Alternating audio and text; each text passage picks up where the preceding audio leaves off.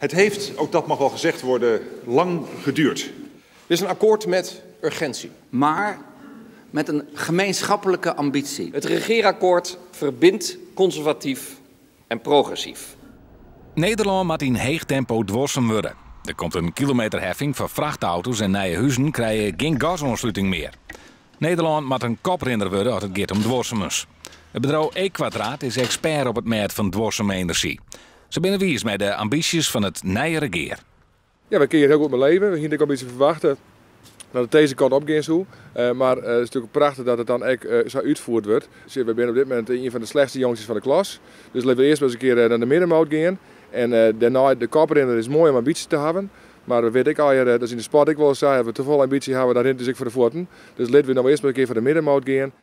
Het nieuwe kabinet wil ook in de regio investeren in Iepenbiervervier. Op het spoor tussen Ljouwert en Zwolle komen extra treinen. Ook andere vervierders zoals de NS maar de trein rieden laten kennen. Dat budget kozen van bijgelijks vervierder Arriva, die al lang strijd voor de iepenstelling van spoortrajecten. Ja, ik denk dat de lobby al in 2003 begonnen is. Dat hebben we uiteindelijk ombouwd in een concreet plan wat in 2007 gepresenteerd is. En dat dan ook zien hier na de lancering van het plan uiteindelijk in een regeerakkoord komt, dan is dat wel een mooie beloning van een flink aantal jaren hutwerken. Het kabinet komt ook met fondsen voor investeringen in de regio. Er komt een fonds van 2 miljard voor infrastructuur en een fonds van 100 miljoen voor fietspaden en voor het verkeersveiliger maken van provinciale dieken, als de dik tussen Ljouwert en Snits.